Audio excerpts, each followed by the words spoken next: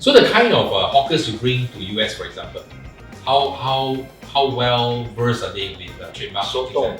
Oh, really? So I will tell them to go and register, name him. I mean, you say, are you in service? Are you into food production? Are you into restaurants? What class, what category? Just take the basic categories. Then grow. You want more next time, you buy more. Yeah, at least you must have the basic protection. Like I say, for example, if you're a hawker, the restaurant classes, Right. Food services. That's like your main. At least one class if you don't have the budget. Right. Then after that, later on, when you earn well in your business, you can expand your portfolio later on. I think that's the issue.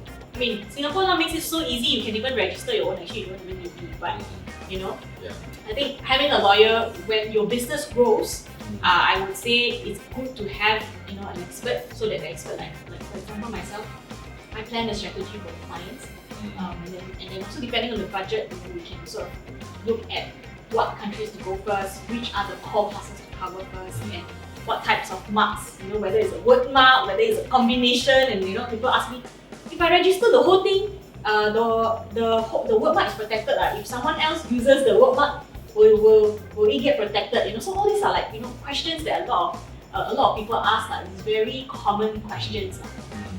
Yeah. So when you sit and you try to have too big a step you take. Exactly. You listen to a lawyer talk. It's like.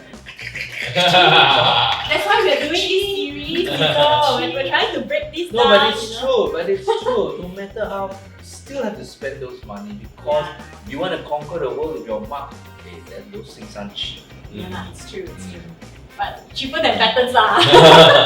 Yeah. Patents, that's another story.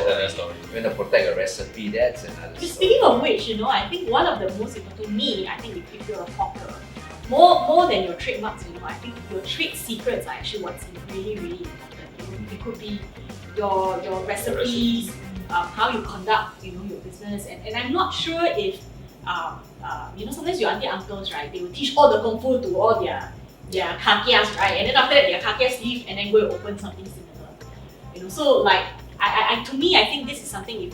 If you don't have a trademark, for example, something that you can learn to protect is actually how to protect your trade secrets. The other one is, I think, don't even talk about it. The art of setting up a food Exactly. How you curate, how you set up, how all these processes of briefing, curation, and technical engineering stuff and all that. Hey, how you gonna patent that? The one you cannot lah. You got to be like learn the art. You learn the art of keeping your unpatentable stuff secret. Because it cannot be patented. Try to some hawkers, they will bring their recipe to hell. They won't give you one. Or they tell you 90% and then of course the 10% they keep. Sometimes when you film people, they say secret ingredient. Like they don't tell you because it's so easy to mimic. A recipe and so on and so forth. And so, but then having knowledge of thinking about who you reveal it to and perhaps not revealing the entire process. Keeping certain things as part of the secret as you can lah. Make it at your store or like your central kitchen, right? Your special sauce that goes with everything that makes all your food better, and then you just take a whole bottle of it, and then you make sure your licensees and whoever they buy that sauce from you. So even things like this, I tell my hawkers what to protect. Yeah, I think that's very Should important. do. Yeah. So you only teach your ground stuff 30, 40, 50%. Correct. The other 50% you gotta find ways to make it appear from the fridge or from thin air. Yeah, I think you need some sense of control also lah. Yeah. I think most small operator, or we call it maybe even the micro enterprises, small enterprises, right? They tend to keep trade secret inside their mind. Right? It's a matter of habit, a matter of experience. So how do you then encourage them to be more structured, be more professional? Simple. Your secret versus made a lot of money. Show them McDonald's, one burger. Yeah. Look at McDonald's. I wouldn't say that their recipe is protected. Somebody along the way already have the recipe, but everybody is sworn to secrecy and laws. So there's a way to eventually take your secrets out and turn it into a corporate art. A corporate art and monetize it. Oh, okay. Then you will tell them in the end, we're expanding your brand. You have to lose a little bit of finesse. Yeah. So do you work with a certain group of hawkers? That sort of disciple them? No lah, if I come across them or they work with me for whatever reason, I'll share with them whatever I know. So for example, in your US case, how many hawkers are you bringing over? Should be 18 lah.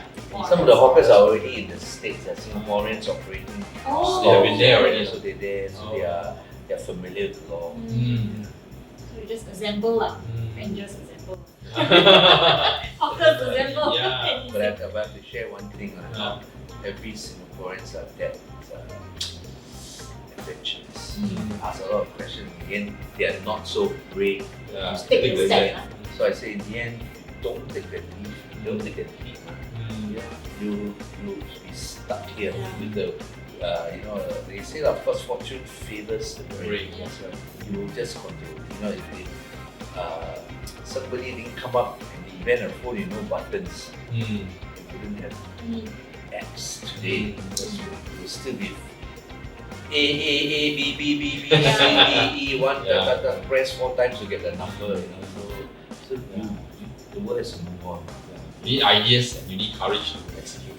I think you also need good partners because sometimes you may be the chef, you know how to do, but then you're not particularly savvy, like entrepreneur savvy, you do not have the experience to expand.